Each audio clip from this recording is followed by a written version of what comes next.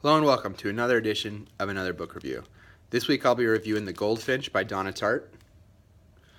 I've already reviewed another one of her books, The Secret History. If you want to know more about the author, feel free to check that video out. I'll have a link in the description below. I'll go over a brief sketch of the plot. I'll talk about what I liked about the book, what I didn't like about the book. I'll finish off with who I would recommend the book to, and I'll mention what I'm going to be reading for next time. So just to jump into it, The Goldfinch is a little bit difficult to describe. It's not quite a plotless novel, but the plot is definitely secondary to other things in the book.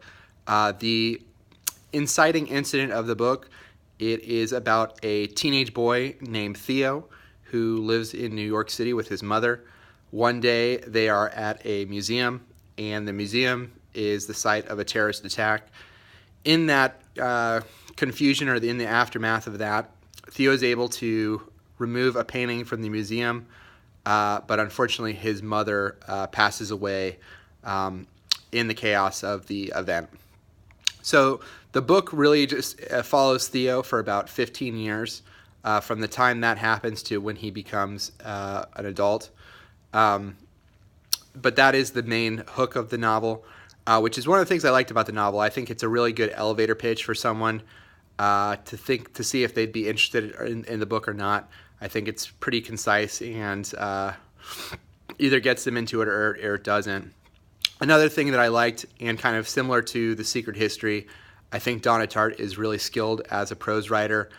Just her word selection, her sentence structure, the way she is able to evoke emotion, I think are really strong. There's a passage here where she goes into what essentially, there's a couple characters who go into, for lack of a better term, a drug den, and the novel becomes almost Raymond Chandler-esque or something out of a Paul Auster novel, and she handles that very beautifully. I thought that was really well done. She also, something she did here that I noticed that maybe was not as effective as in The Secret History, there's a character that's introduced, and she, in about 2 paragraphs, nails down that character to the point where you're like, I know who that character is. Like, I see what you're going for here, and I understand the complexities of that character. And I thought that was really well done. I think as far as things that I didn't care for as much, I don't know if it was clear from me holding up the book, but it is a very long book. I made a comment in the last video to Joe Hill about a couple of sections that dragged, and I just want to apologize to him because this book takes that cake and eats it as well.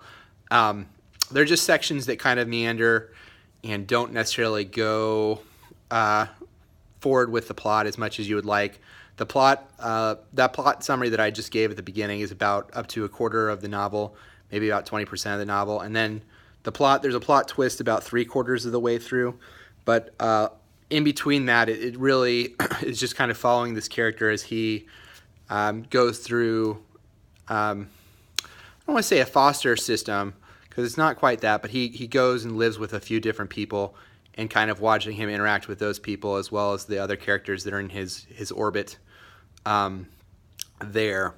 I think that he himself is not a particularly interesting character. There are some characters around him who are a little bit more interesting, who I wish we had spent a little bit more time on. There is one character in particular who is somewhat of a archetype, if you're feeling generous, stereotype if you're not, of kind of a caretaker, I guess is a way to say it. In every old Shirley Temple movie, there's a character who's really just there to make sure Shirley Temple has a home at the end of the movie, but doesn't really have any desires or agency themselves, and there is a character like that here.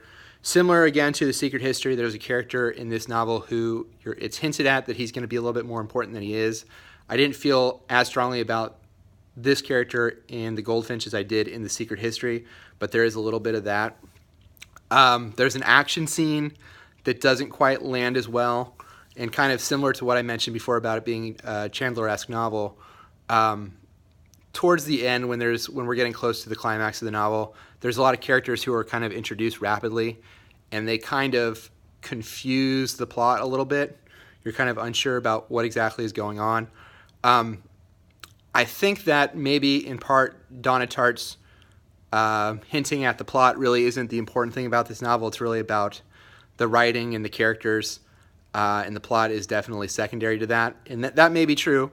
That may be what she was going with, but I still found it kind of confusing at times. She also has kind of a tendency to mention characters earlier in the novel and then bring them back later in the novel, but you don't remember exactly what the relationship is to the main character. And in a shorter book, that wouldn't be as egregious, but in this book, particularly because it's so long, you're really kind of scratching your head and going like, who is that again? Like, what is the relationship to this character?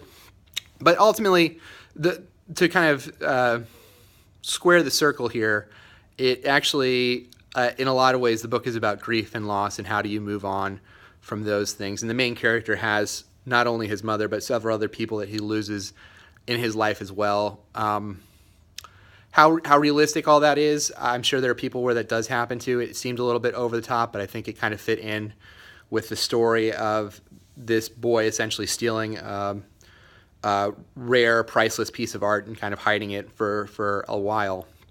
So your mileage will vary on that. The very end of the novel reminded me a little bit of the ending of A Visit from the Goon Squad, the Jennifer Egan book. I think, like that book, this book kind of tries to give you what is this book really about at the end of the book. And while I didn't like it in the Visit from the Goon Squad too much, I also really didn't like it here because it just keeps going and going and going. So ultimately, my feelings on Donna Tartt after reading a couple of her books is I think she's a very talented writer. I think her storytelling ability could use a little bit of work. I feel like now she may be at the point of her career where her editors are not editing her stuff as strictly, and so you get kind of longer and longer and longer novels. Well, like I said, I think it was a delight to read as far as the word choice that she has, the sentence structure, just the beauty of the language itself, but it definitely left me wanting a little bit as far as the plot goes. That being said, if you are someone who liked The Secret History and wanted to see what else she did, that to me is actually probably a better introductory work than this, just to the length. And I also think that you'll either like her style and her abilities, or her stronger abilities and her less strong abilities. You kind of get a taste of what she's about in that novel. But if you did like that novel and you're also or a big fan of art, or you're someone who cares more about writing than maybe about plot or about character and things like that, then if you read just really for the beauty of the language, I think you will enjoy this book. So that's my review for The Goldfinch. Next time I'm going to be reviewing The Last Policeman. And like I said before, I hope to get that out a little bit sooner. I don't think it's going to be quite a month, maybe a week or two, but who knows. So until next time, feel free to like the video, subscribe to the channel, leave a comment in the comment section below. Until next time, bye.